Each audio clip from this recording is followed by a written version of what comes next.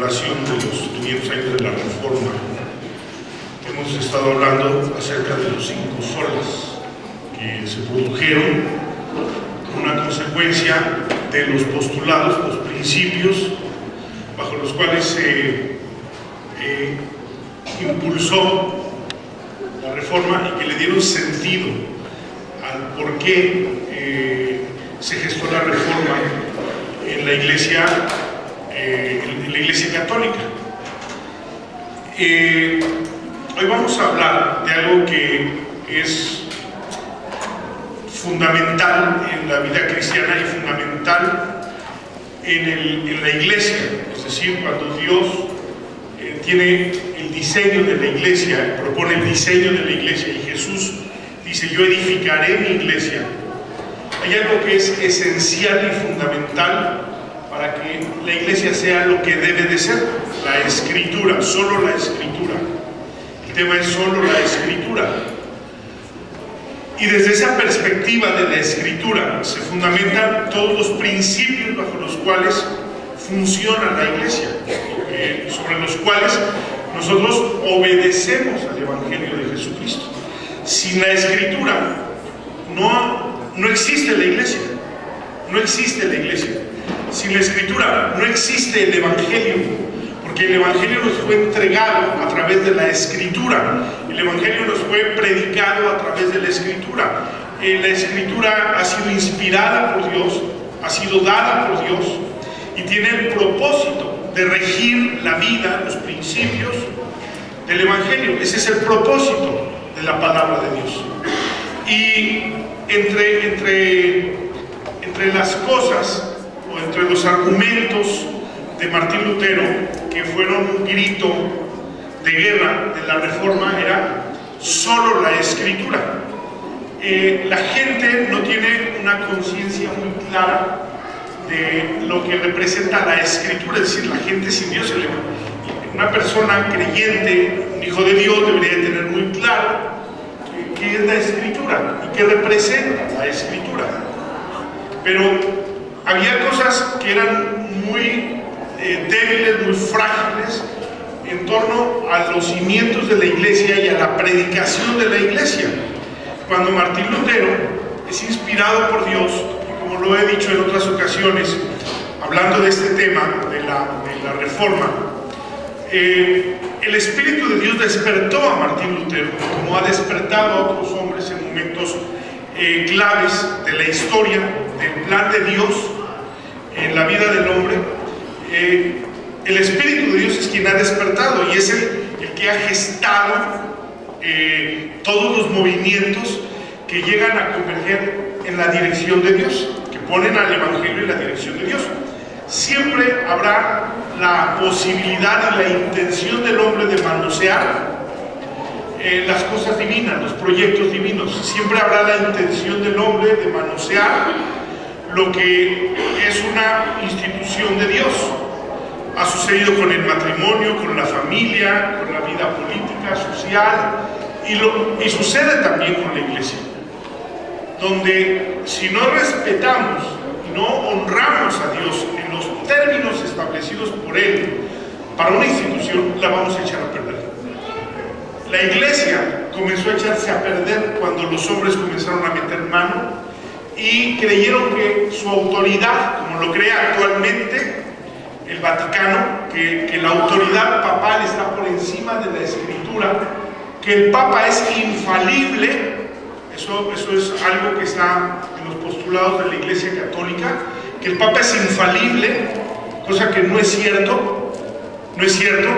Hebreos capítulo 5, versículo 1 y 2, habla de la debilidad de un hombre tomado por Dios para el sacerdocio.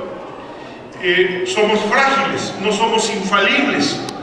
La palabra de Dios es infalible, el mensaje del Evangelio es infalible, Dios es infalible, pero los hombres no somos infalibles. Y entonces, cuando ellos se ponen encima de la Escritura, creen que tienen una autoridad superior a la Escritura, incluso para establecer principios que la Escritura no tiene, pero que ellos tienen la autoridad, según ellos, para establecerlos, aún en una abierta contradicción con la palabra de Dios, eso ya no es de Dios. En el nombre de Dios se han hecho las peores tragedias, los peores movimientos se han gestado en el nombre de Dios, es decir, enarbolando el nombre de Dios. No obstante, Dios despertó en el espíritu de Martín Lutero cómo volver a los principios que se habían establecido en las Escrituras y que se habían quedado impresos, para que la iglesia nunca olvidara lo que es el principio del Evangelio, el fundamento del Evangelio. La Iglesia Católica por siglos ha considerado sus tradiciones superiores en autoridad, y eso dio como resultado muchas prácticas que eran de hecho contradictorias a la Biblia. Algunos ejemplos: por ejemplo, la oración a los santos, la oración a los muertos, la oración a María, la Inmaculada Concepción, la transubstanciación de los elementos que cuando probamos el pan es una transubstanciación de lo que es literalmente el cuerpo de Cristo y se convierte literalmente, cosa que no es cierto. El bautismo de infantes, las indulgencias, la autoridad papal por encima de la autoridad de la Biblia, la infalibilidad del Papa. Todas estas cosas fueron o son un ejemplo claro de prácticas que se han inventado fuera de la Biblia y que contradicen abiertamente la autoridad de la Biblia para el Evangelio. Bajo esas cosas, bajo esa problemática, entonces se levantó la Reforma Protestante y la Iglesia Católica amenazó a Martín Lutero incluso con matarlo si no se retractaba de aquellas tesis que había pegado en una confrontación hacia la Iglesia. Y entonces Martín Lutero respondió ya con una conciencia muy clara, muy influida por el despertar del Espíritu Santo en una persona, en él. Entonces él respondió a la Iglesia Católica, y entonces él hizo este argumento diciendo: por tanto, a menos de que yo sea persuadido o convencido por el testimonio de la Escritura o por el más claro razonamiento, a menos que sea persuadido por medio de los pasajes que he citado, y a menos que mi conciencia sea sometida de esta manera por la palabra de Dios, no puedo retractarme y no lo haré, porque es peligroso para un cristiano el hablar en contra de su conciencia. Me mantengo firme, no puedo hacer otra cosa, que Dios me ayude. Esa fue la respuesta de Martín Lutero a la amenaza de la Iglesia Católica para que se retractara de haber entrado en una abierta confrontación y entonces dar inicio al movimiento protestante contra las bases de la Iglesia Católica. Y entonces la Biblia vuelve a tomar un lugar importante, esencial, preponderante en la vida de la Iglesia a través de la Reforma Protestante. Quiero llevarlos al capítulo 3 de Segunda de Timoteo, que es un pasaje muy interesante que vamos a tomar hoy para este tema de solo la Escritura. Segunda de Timoteo, capítulo 3, versículo 15. Yo le voy a dar lectura. Dice así: y que desde la niñez has sabido las sagradas Escrituras, las cuales te pueden hacer sabio para la salvación por la fe que es en Cristo Jesús. Toda Escritura es inspirada por Dios y útil para enseñar, para redarguir, para corregir, para instruir en justicia, a fin de que el hombre de Dios sea perfecto, enteramente preparado para toda buena obra. Y el pasaje del versículo 16 dice: toda Escritura es inspirada por Dios, es decir, la fuente de la palabra de Dios, por lo que el mensaje de la palabra de Dios es infalible y debe de estar por encima de toda opinión y de toda autoridad humana, es porque la palabra de Dios fue inspirada, fue soplada, fue dada, fue entregada por Dios a los hombres, para que el hombre conociera el mensaje de Dios, la voluntad de Dios. Por lo tanto, no solo es importante entender la autoridad de la Biblia, sino también la sujeción que nosotros debemos de tener a la palabra de Dios en todos sus principios. Muy importante. Digamos, la gente cuestiona la inspiración de la palabra de Dios. La gente cuestiona esa inspiración. Y entonces dice, ¿cómo es posible que Dios haya inspirado a unos hombres a tener la palabra de Dios? Caray, yo quisiera tener la inspiración de Agustín Lara para escribirle algo tan hermoso como escribió él a mi esposa. Pero esa fue una inspiración, un don que Dios le dio a ese hombre para componer lo que él ha compuesto. ¿Me explico? Y si no todos los hombres tenemos ese don, quiere decir que Dios ha dado dones y que ha inspirado. Así como inspira una canción o se inspira un poema. Miremos poemas tan bellos, tan hermosos, que nosotros no podemos negar bajo ninguna circunstancia humanamente, porque convivimos con la inspiración, y la inspiración es un don de Dios. Convivimos todos los días con la inspiración. Admiramos una canción, admiramos un poema, admiramos una voz. ¿Y qué es eso? Es algo que Dios ha dado. De tal manera que si convivimos como seres humanos todos los días con la inspiración, y convivimos todos los días con dones que no todos tenemos, porque son dones dados por Dios específicamente, dirigidos hacia alguien, ¿cómo voy a poder negar? ¿Cómo voy a poder rechazar? ¿Cómo voy a poder cuestionar que Dios haya inspirado su palabra a profetas, a hombres que lo conocieron y que la palabra fue inspirada por Dios y nos fue dada? ¿Cómo voy a poder negar que la palabra puede ser inspirada por Dios si todos los días en la vida humana convivo con la inspiración? Y la palabra aquí nos dice que la palabra de Dios fue inspirada. Toda escritura es inspirada por Dios. ¿A quién? A hombres que Dios eligió. Así como Dios escogió un día a Pavarotti para esa voz tan maravillosa con la que Pavarotti nos encantó. Así como Dios escogió a un poeta, a un escritor, como Dios escogió a un hombre que nos ha revelado la ciencia también, como Albert Einstein, como Alva Edison, que fueron inspiraciones, porque la palabra de Dios dice que las cosas reveladas pertenecen a los hombres, y las cosas ocultas pertenecen a Dios, pero las reveladas Dios se las reveló a los hombres. Y entonces no puedo cuestionar y no puedo negar el hecho de que Dios haya inspirado a hombres que Él escogió para darles la palabra que está escrita y que esa palabra fuera guardada para sernos entregada a nosotros. Pero esa palabra que nos fue entregada un día tuvo que sufrir la mano, la manipulación y la perversidad del poder. Que el hombre trata de traducir todas las cosas en poder y trata de hacerlas suyas para manipularlas, para obtener poder. Y por 1500 años la escritura fue ocultada de la gente. 1500 años fue ocultada la escritura.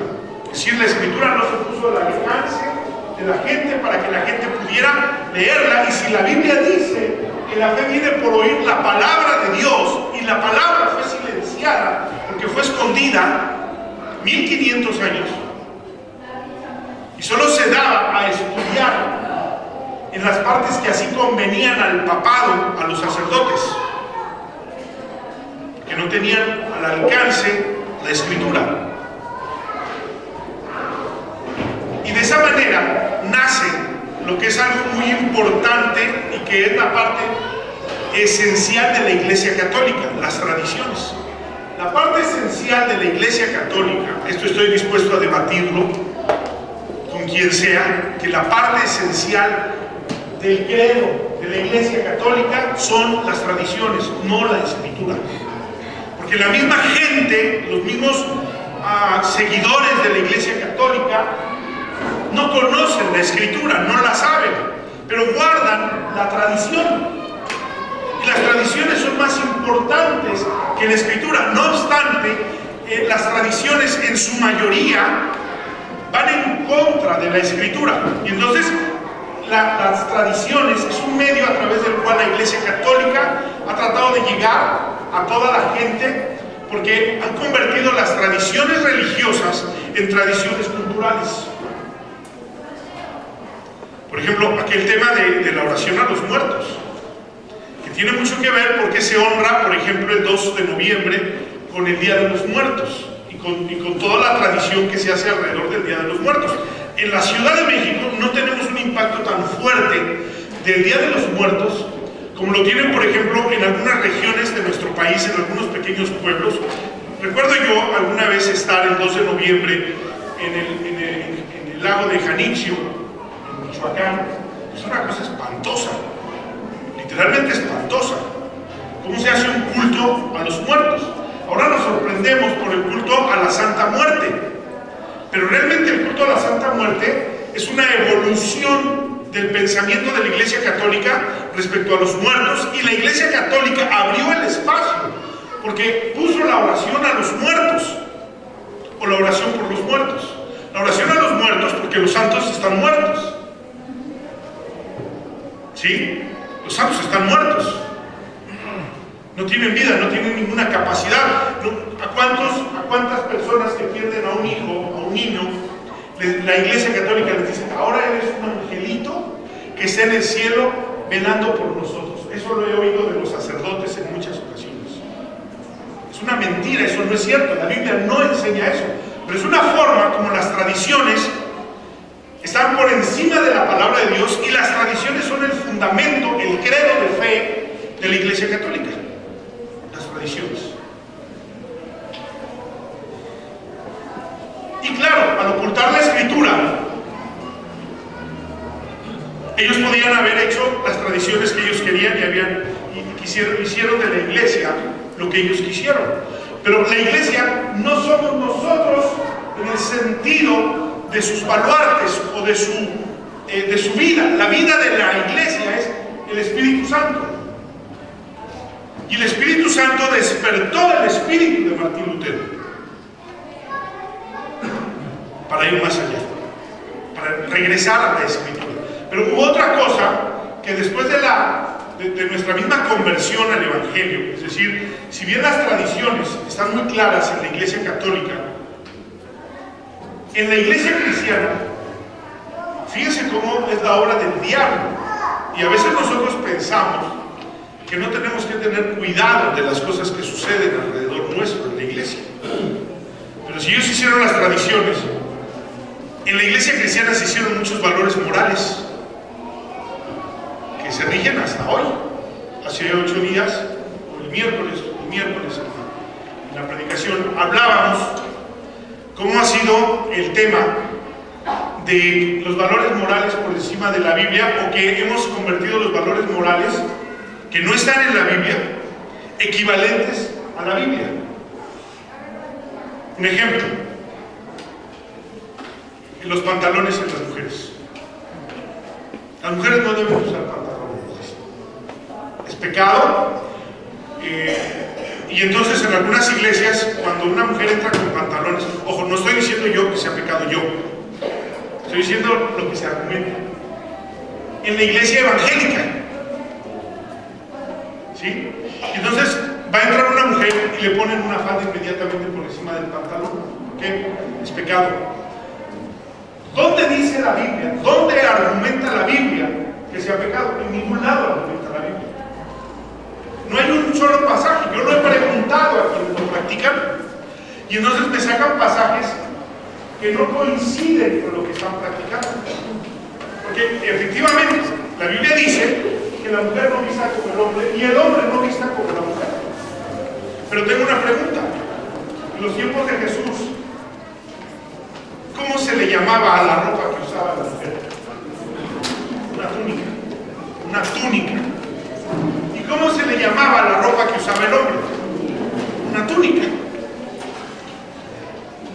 Ni siquiera existían los pantalones.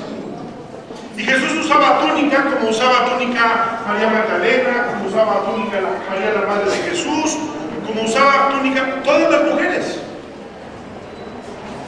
Pero ¿cómo un día alguien se atrevió a hacer un argumento equivocado, erróneo, moralista, legalista, y lo puso en la iglesia a la par de la Biblia? Y entonces nos dijeron, es pecado para la mujer usar pantalones.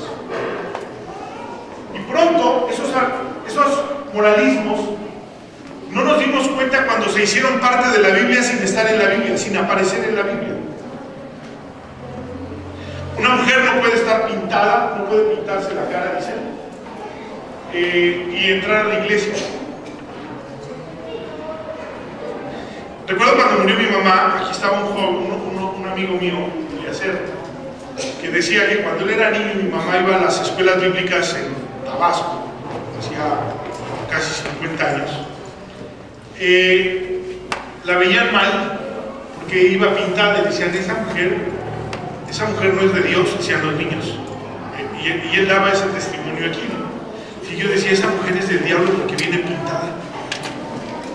¿Por qué? Porque un moralismo, no la Biblia, otra vez, ¿dónde está en la Biblia? ¿Dónde dice la Biblia? Agarramos pasajes sobre los que opinamos y los torcemos y los forzamos tanto que entonces tomamos aquel pasaje del apóstol Pablo donde habla de que la mujer no vista ostentosamente, pero imagínense, no vista ostentosamente, no tiene nada que ver con la identidad de una mujer. Para mí, en lo personal, culturalmente, porque la Biblia tomaba muchas cosas culturales que a veces las pensamos que son la Biblia y no es cierto. Por ejemplo, el hecho de que Abraham eligiera una mujer para Isaac no era un principio bíblico, era una costumbre de los pueblos y después se la queremos endosar a los hijos, ¿no? Yo tengo que escoger a tu mujer porque la Biblia dice así. No, ya torcimos el pasaje y no nos dimos cuenta que era una costumbre de los pueblos y la costumbre cambió y simplemente la Biblia no encontró ofensa alguna en ajustar a la costumbre de los pueblos, como aquella costumbre que hizo Sara cuando Agar parió sobre las rodillas de Sara. Era una costumbre de los pueblos para adoptar a un hijo. Hoy no se hace la adopción de esa manera. Pero ¿cómo dimos un moralismo? Y entonces, cuando era el asunto del maquillaje, pues para mí, hoy en día, una costumbre de identidad de una mujer es que una mujer se arregle y se vista como mujer y pinte su cara como lo hace una mujer, y eso le da identidad a una mujer. Punto. Y no se contrapone con lo que el apóstol Pablo dice cuando está diciendo que la mujer no vista ostentosamente. ¿Estamos? Que es otro asunto de la práctica, de las costumbres en la Biblia, es cuando le dice a la mujer que use velo. Pero era un asunto cultural, específicamente en Corinto, por un problema que había cultural allí en Corinto. Le dice, póngase velo. Pero no quiere decir que las mujeres tienen que usar velo. La mujer no pierde su identidad con el cabello corto o con el cabello largo. Seguimos identificando muy claro quién es una mujer. Entonces hay quienes dicen, no, la mujer tiene que estar con su pelo largo, porque si no, eso es pecado. Hicimos moralismos que los pusimos a la par de la Biblia, pero no están en la Biblia. Y eso los hicimos nosotros. Cuando se convive con la tradición, y la tradición va contra la Escritura. En Lucas, en el capítulo 11, versículo 42, hay un reclamo de Jesús. Déjenme estarle leyendo yo los pasajes. Mas hay de ustedes, fariseos, que diezman la menta, la ruda y la hortaliza, pero pasan por alto la justicia y el amor de Dios. ponían mucha atención en ciertas cosas que les convenían a ellos, pero pasaban por alto cosas que eran más importantes. Y entonces Jesús no liquida aquella parte del diezmo y dice, esto era necesario, pero sin dejar de hacer lo otro. Pero la justicia y el amor de Dios van por encima. Y luego en Gálatas capítulo 3 versículo 11, el apóstol Pablo hace este reclamo a los Gálatas. ¿Por qué? Porque se habían vuelto de la verdad del Evangelio que los había librado de costumbres y tradiciones, porque ellos convirtieron la ley en una tradición. Y después pensaron que la ley los salvaba, y eso no era cierto. La ley no salva. La ley vino para evidenciar el pecado del hombre. Ese fue el motivo por el cual Dios entregó la ley, para encerrar bajo culpabilidad a todos los hombres. Si no hay ley, no hay culpabilidad. Pero cuando vino la ley, Dios encerró a todos bajo culpabilidad para que todos percibiéramos la necesidad del perdón y de la salvación. Y después Dios envió a su Hijo como respuesta a lo que había producido la ley en el hombre. Pero los judíos creían que podían ser salvos por la ley y siguen creyendo. Entonces Pablo le reclama eso a los Gálatas. Le dice, oh Gálatas,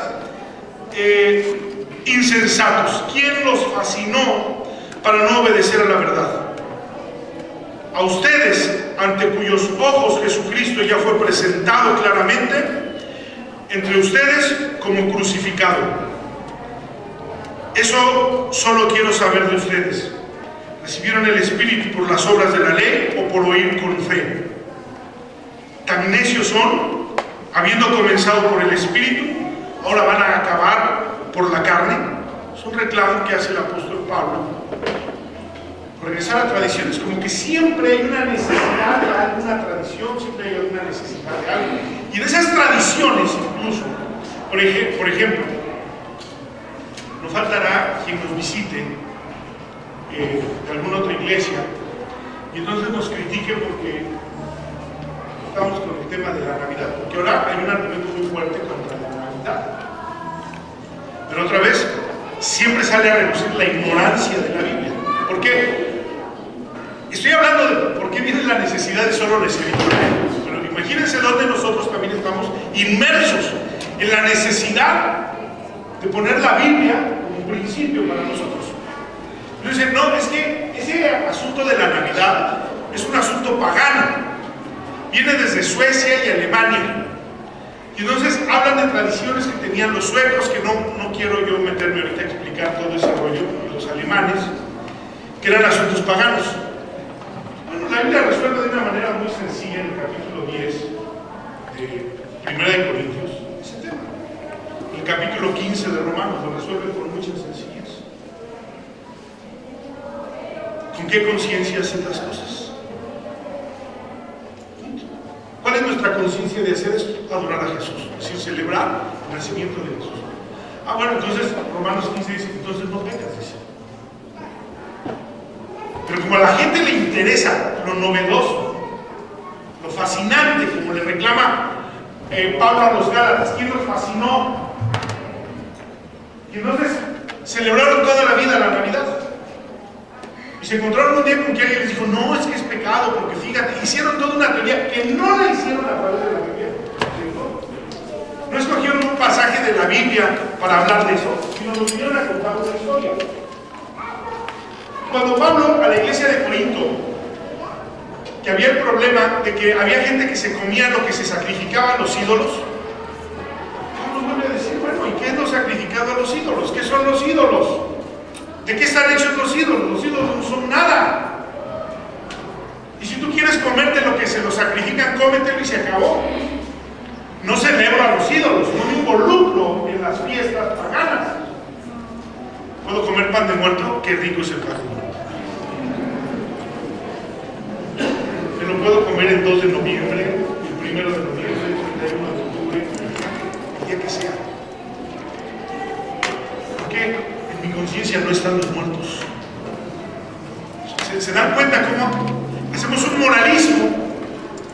Y entonces estorbamos incluso a la gente que tiene necesidad de oír la palabra y antes de que lleguen al Evangelio ya tenemos un montón de prohibiciones y luego nos reclaman, ustedes todo lo prohíben. La Biblia tiene un argumento hermosísimo, contundente. Pablo dice: todo me está permitido, todo me está permitido, todo me está permitido, no todo me conviene. Apela a mi conciencia cristiana y a mi libertad en Cristo. Todo me está permitido, no todo me conviene. Todas las cosas me están permitidas, pero no me dejaré dominar de ninguna. ¿Cuál es el problema? Hacer lo que no me conviene y dejarme dominar. Ese es el problema. ¿Estamos? Y más adelante dice: todo me está permitido, pero no todo me edifica. Apela a mi conciencia cristiana, a mi libertad en Cristo, porque entonces ¿dónde está mi libertad en Cristo? A libertad fuiste llamado. ¿Dónde está mi libertad en Cristo? Y entonces nosotros andamos peleando en la casa con los familiares inconversos. No, esto está haciendo pecado. Y resulta que no tiene nada que ver. Y mucha gente no puede venir al Evangelio. Por ejemplo, hermano, es que a mí me gusta el baile. Baila con su esposa, qué maravilla. Siga bailando con su esposa. Entonces su esposa, el baile no es pecado. ¡Qué escándalo! Dígame dónde está. No es un pecado. Es buena la hora que usted tenga diferentes formas de distraerse con su esposa. Es buena la hora en que usted tenga la forma de disfrutar su relación con su esposo. ¡Qué maravilla! Pero no son cosas que hagan con otra persona, porque eso no conviene.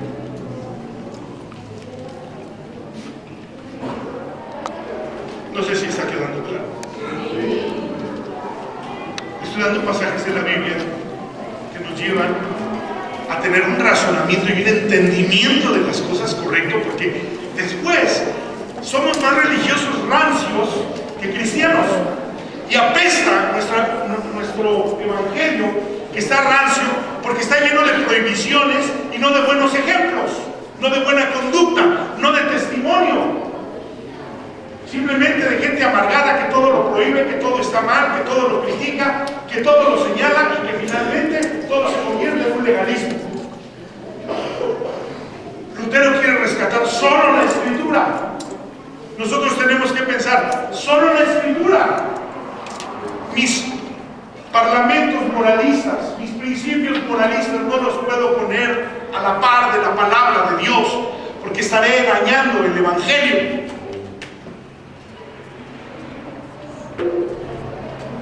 Bajo ese problema de la tradición, de los principios morales, donde una jerarquía extraoficial, llámese el Papa, los pastores, los predicadores, cristianos, decide lo que los cristianos debían de creer y no las Escrituras. Mi opinión de la Biblia y no la palabra, no la voz de la palabra viviente. Algo está mal, enséñamelo. Ábreme las Escrituras. No está mal lo que ellos hacen, está mal lo que ustedes hacen. El Papa podía tener dinero, pero el dinero era del diablo para la gente. El Papa tenía amantes, pero un creyente que tenía amantes tenía que pagar indulgencias.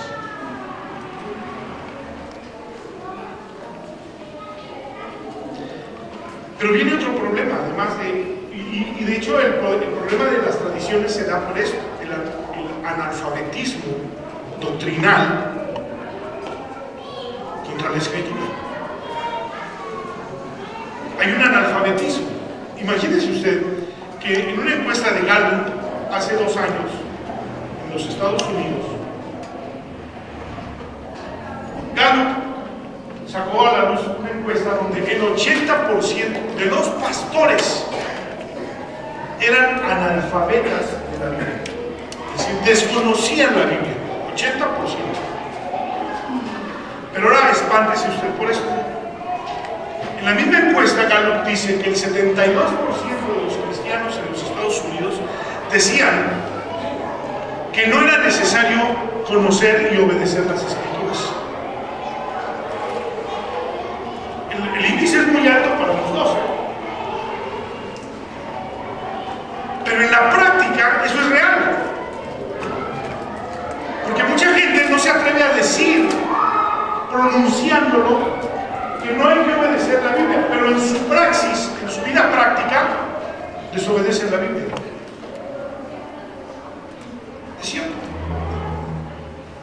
Y hay un analfabetismo. El analfabetismo doctrinal se traduce de varias maneras: en un desconocimiento casi absoluto de las doctrinas bíblicas en una forma sistemática, es decir, la gente no quiere ser educada en la educación cristiana. La gente viene a pescar lo que pueda, lo que el pastor dijo, y no solo eso, lo sacan de contexto para después decir, no, pues el pastor dijo esto a su conveniencia.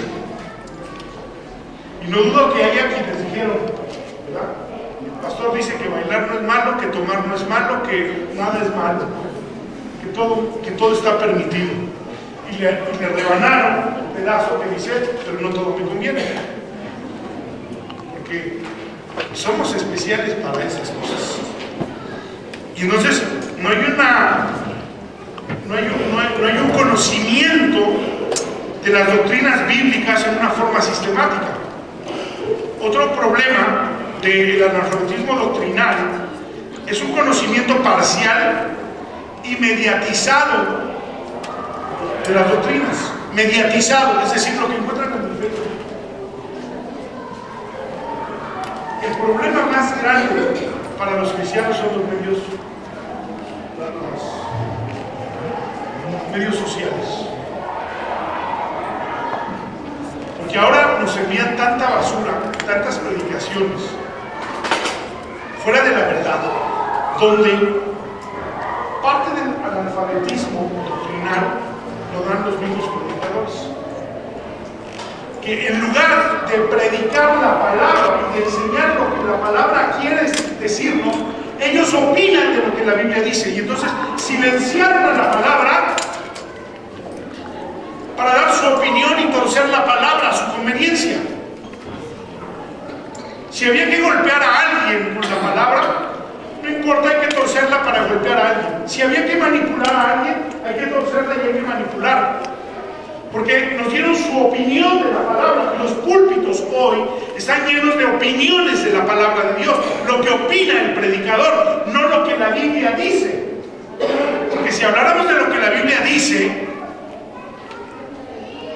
haríamos un exégesis de la Biblia al predicar o al enseñar.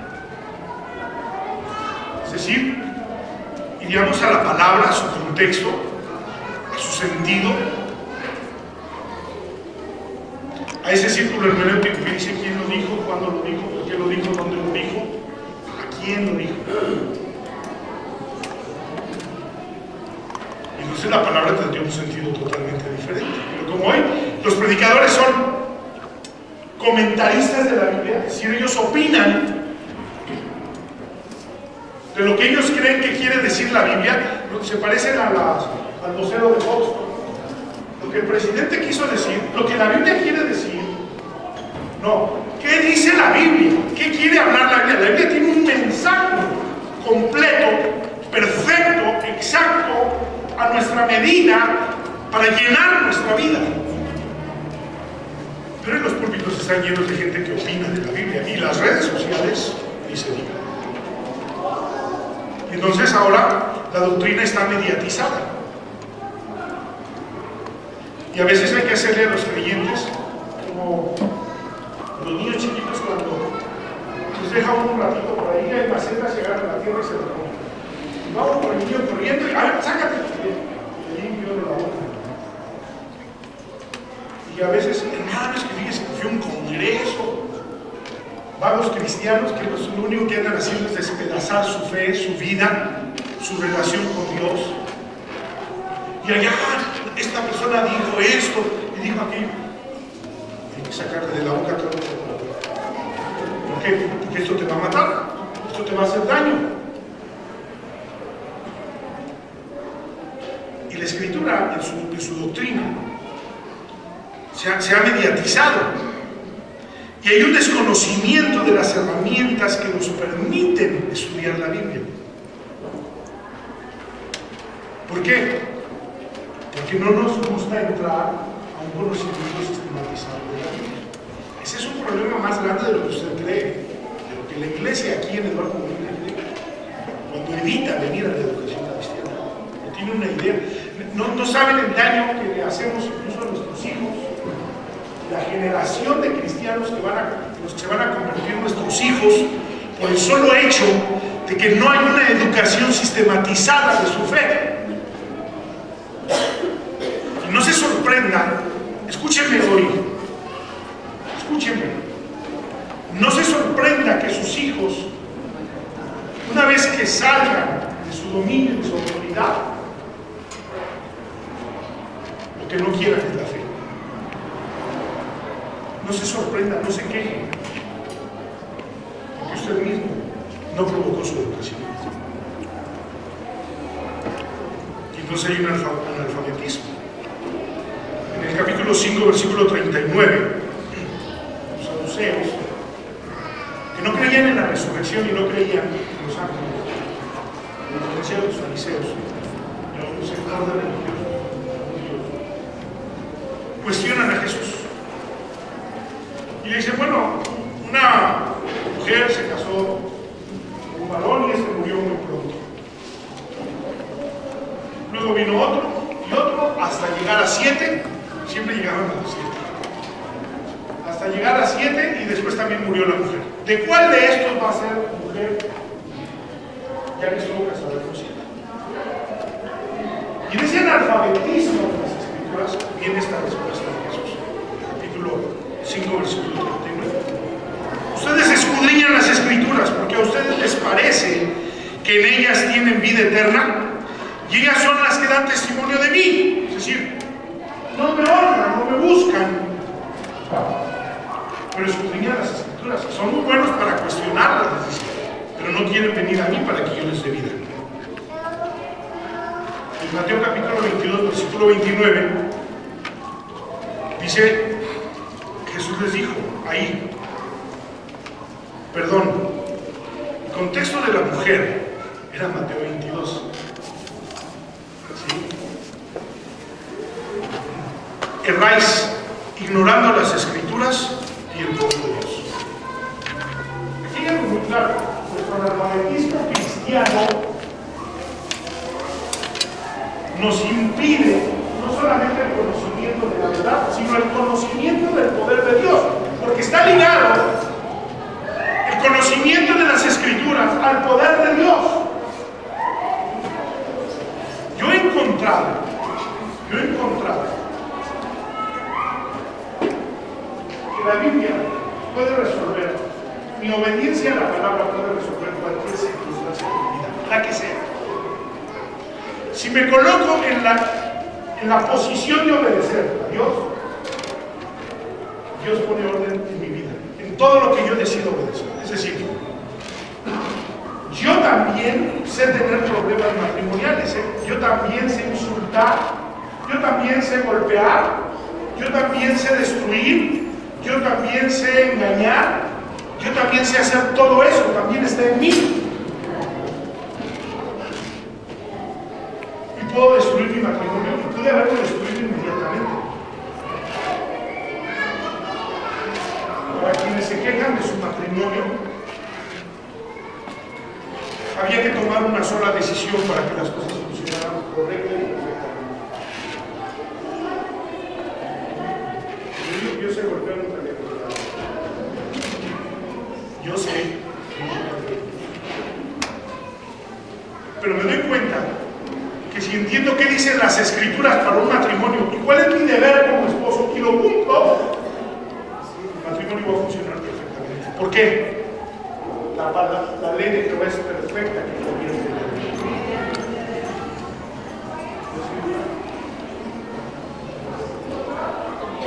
Cualquier circunstancia, los hijos tienen problemas. Si me meto a obedecer lo que la Biblia dice, ¿qué tengo que hacer con mis hijos? ¿Cómo los voy a educar? ¿Cómo los voy a amar?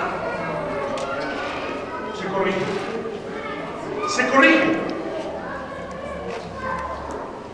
No importa cómo vengamos en nuestro carácter, en nuestra naturaleza. Todos tenemos la misma naturaleza.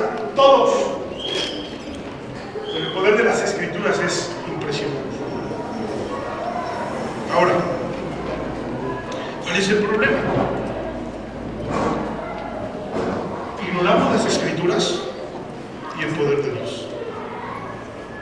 Y nos quejamos, es que yo he sido cristiano toda mi vida. Toda mi vida he sido cristiano. Y mi matrimonio está destruido. Y mis hijos están mal. Bueno, porque usted es un analfabeta de las Escrituras. Y puede ser un tradicionalista de la iglesia. Y eso hace mucho daño. Los borrachos se persinan. Los adúlteros, las prostitutas, los delincuentes, los narcotraficantes, todos se persinan.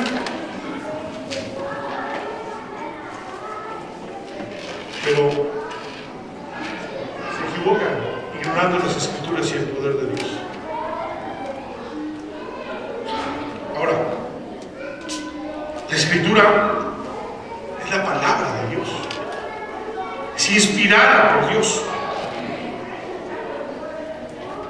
Es la palabra viviente de Dios. ¿Para qué? Para darnos vida. Con su palabra Él creó todas las cosas. Con su palabra Él hace todas las cosas. El Salmo 107, versículo 20 dice: envió su palabra y nos sanó. Es la palabra de Dios. La Escritura es la palabra de Dios.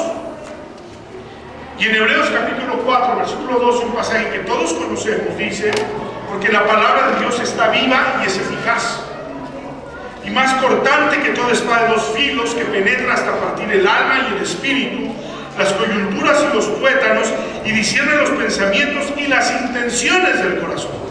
El poder de la palabra de Dios para sanar hasta lo más hondo de nuestra vida, porque es la palabra de Dios. Jesús dijo en Juan capítulo 6, versículo 63 y luego en el 68 dice: las palabras que yo he hablado son espíritu y son vida. No es una palabra muerta. No es una palabra muerta, no es una palabra inerte, es una palabra viva. Y entonces más adelante, 5 versículos más adelante, Pedro le dice a Jesús: ¿a quién iremos si solamente tú tienes palabras de vida eterna? Es la palabra viviente de Dios, la Escritura. ¿Por qué la menospreciamos? ¿Por qué no queremos ser educados en ella? ¿Por qué no queremos aprender la palabra sistemáticamente? ¿Por qué no queremos obedecerla? Es la palabra de Dios. Es increíble que yo pueda amar más una instrucción de un psicólogo, de un maestro, de una filosofía, que la palabra de Dios. Nada es tan importante como la palabra de Dios. Yo no puedo darle un valor a la educación secular, universitaria, profesional, en el nivel que usted quiera, sobre la vida de mis hijos. Esa instrucción no tiene autoridad sobre ellos. Van a estudiar, están estudiando una carrera, pero esa no es una autoridad para ellos. La autoridad es la palabra de Dios, que ellos aprendan la palabra de Dios. Si yo quiero que mis hijos sean enteramente preparados para toda buena obra, la palabra de Dios. Es la palabra de Dios. No la puedo despreciar. Yo no entiendo por qué la iglesia desprecia la palabra de Dios. Correríamos todos los días, en cada oportunidad. Deberíamos de correr en cada oportunidad a la palabra de Dios, porque la palabra de Dios es la vida. Y es el único conocimiento de Dios, es decir, a Dios no se le puede conocer. Claro, Romanos 1 dice que se le puede conocer a través de las cosas creadas, para darle gloria. Para mí la diferencia entre la adoración y la alabanza. La alabanza se da por las obras de una persona. Pero la adoración, por lo que esa persona es. Y le voy a decir una cosa. Yo alabo a Picasso por sus pinturas. Bueno, la verdad ni les entiendo. El cubismo, ni les entiendo. ¿Para qué es más que la pura verdad? Pero es un hombre engrandecido. Pero su vida era una porquería. Me encantaba escuchar a Carlos Monsiváis y la forma como despedazaba a los políticos. Lo alabo por eso, pero su vida era una porquería. Alabo a Dios por lo que ha hecho, pero su ser es excelso. Su ser es excelso. Y entonces eso es una adoración, ahí convierte en una adoración. Y nadie puede. A Dios lo puedo conocer a través de la creación. Pero cuando entro en una comunión con Él, voy a conocer su fidelidad, su amor, su ternura, su poder, su paciencia, su tolerancia conmigo, su misericordia. Cosas que la gente que no lo conoce no puede conocer de Él. Y la palabra de Dios nos revela a Dios invisible. Fue revelado a través de la palabra. Dice en Hebreos capítulo 1, versículos 1 al 4, dice: Dios, habiendo hablado muchas veces y de muchas maneras en otro tiempo a los padres por los profetas, en estos postreros días nos ha hablado por el Hijo, a quien constituyó heredero de todo y por quien asimismo hizo el universo, el cual, siendo el resplandor de su gloria y la imagen misma de su sustancia, y quien sustenta todas las cosas con la palabra de su poder, habiendo efectuado la purificación de nuestros pecados por medio de sí mismo, se sentó a la diestra de la majestad en las alturas. Nos dio a conocer a Jesucristo. Hoy lo conocemos a través de su palabra. Conocemos el poder, la magnificencia de Jesús. Porque no hay otra cosa, no hay otro lugar, no hay otra forma de conocer a Dios sino por su palabra. La palabra que Él mismo inspiró. Y la Escritura es la revelación del mensaje del Evangelio, de la salvación y de la voluntad de Dios. ¿Sí? ¿Por qué solo la Escritura? Porque la Escritura es la revelación del mensaje de salvación y de la voluntad de Dios. No puedo conocer el mensaje de la salvación si no es a través de las Escrituras. Recuerdo el testimonio de un hermano que llegó de Oaxaca, el hermano Fidel Ramírez. Después constituyó una empresa que se llamaba Gas Metropolitano, Gas del Istmo y otras empresas. Pasando por la iglesia de Gante, en un vitral, hay una librería en la iglesia de Gante que da en la calle de Gante. Y estaba abierta las Escrituras. Vengan a mí todos los que están cargados y trabajados y que no se descansan. Y el hombre venía abatido, pobre, sin nada, como llega un oaxaqueño a la Ciudad de México, como llega cualquier persona de fuera de la Ciudad de México, creyendo que va a encontrar fortuna, como llegamos los mexicanos a los Estados Unidos, y encontrando puras desgracias. Y entró a la librería y dijo: quiero que me dé ese libro que está allá. Y el de la librería sacó un libro. No, quiero aquel que está allá. Pero este es igual, mire, es una Biblia. Aquí es una. No, quiero aquel que está allá. Aquel que dice lo que está allí escrito. Este dice lo mismo. Quiero aquel. Al fin oaxaqueño. Yo creo que yo tengo en mis venas, como yo creo que conmigo convergen varios oaxaqueños, porque yo soy terco. está mi esposa que me puede decir que es cierto. Y total fueron y sacaron aquel libro. Y ese pasaje tocó su vida y se convirtió en hombre. ¿Cómo fue eso? La palabra nos revela el mensaje de la salvación. Le dice a Timoteo aquí en el versículo 15, desde la niñez has sabido las escrituras, las sagradas escrituras, las cuales te pueden hacer sabio para la salvación por la fe que es en Cristo Jesús. ¡Qué maravilla! Nadie puede ser salvo porque yo lo convenza. Pero la palabra de Dios puede salvar a la gente porque revela el mensaje de la salvación y de la voluntad de Dios. No solamente salvo, sino apto.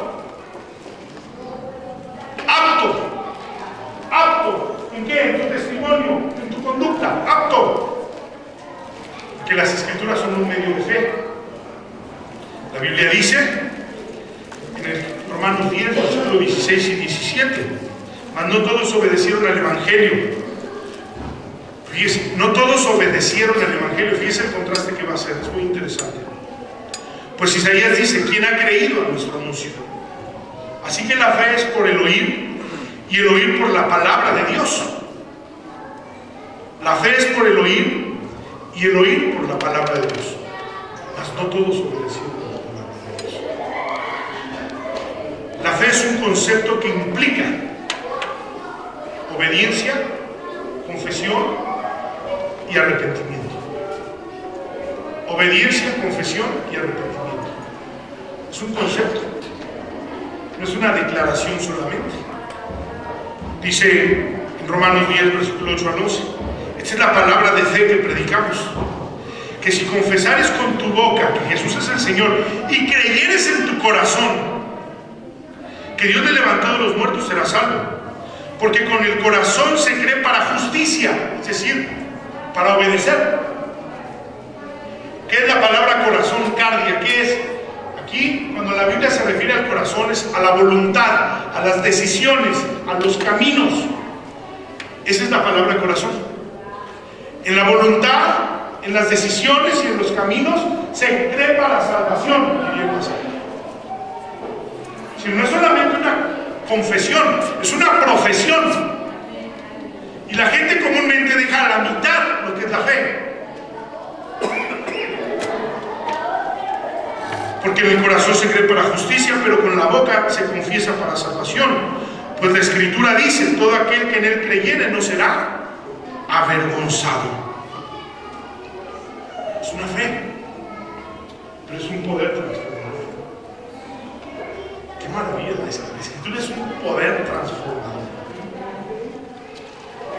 Es el poder de Dios dirigido a nosotros. La Escritura envió su palabra y lo sanó.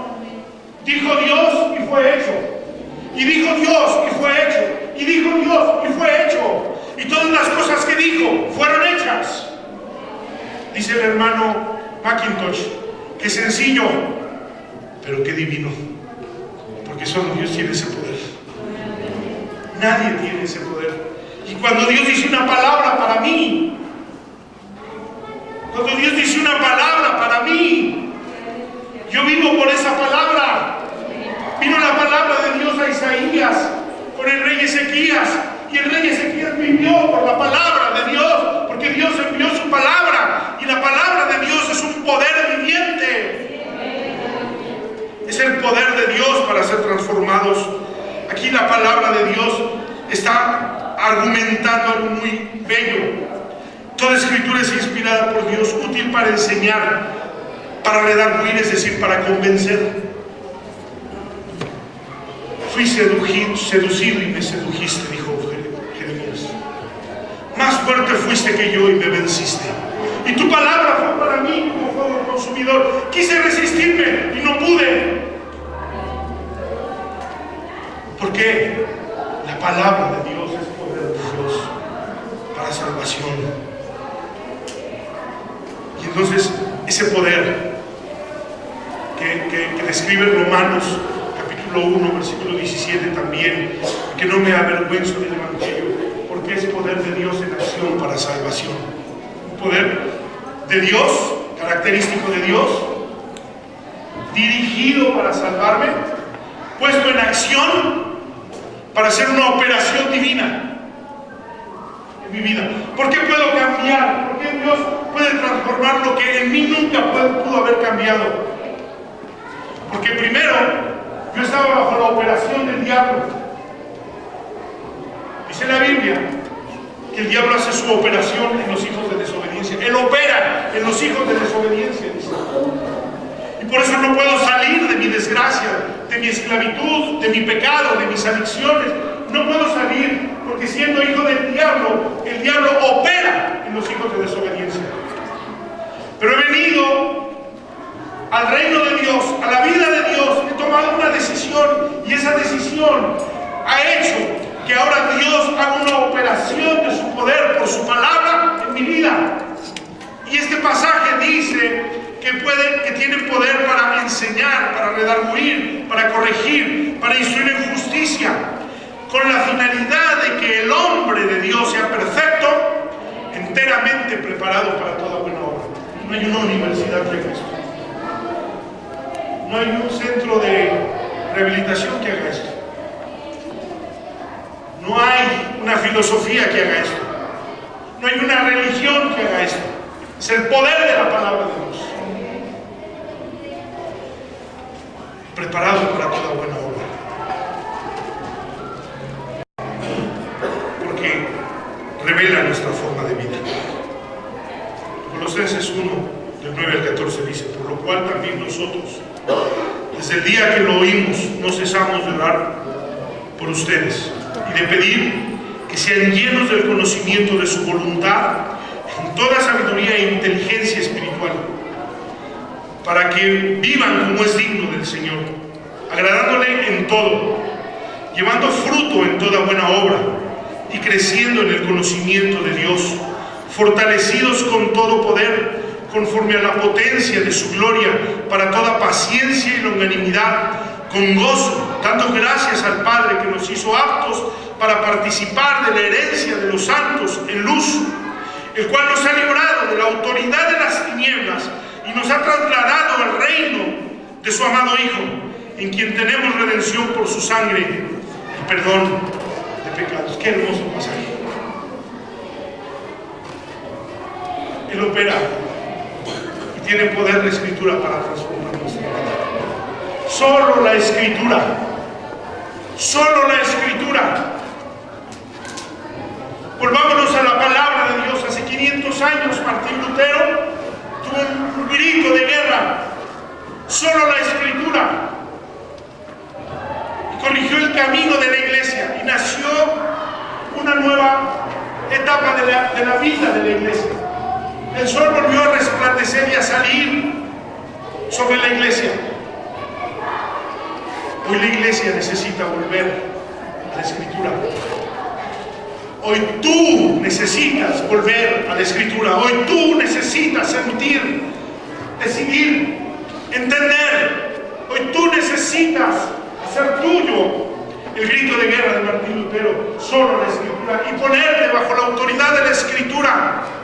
Porque la Escritura es inspirada por Dios, útil para convencer, útil para instruir, útil para transformar, para hacer al hombre de Dios enteramente perfecto, apto para toda obra. Es una decisión personal.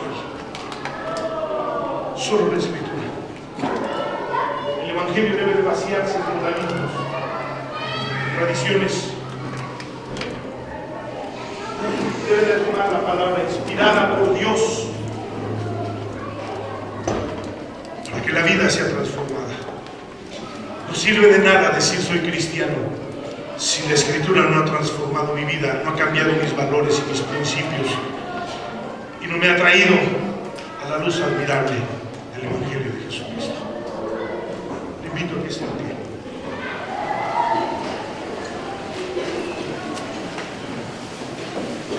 La voz de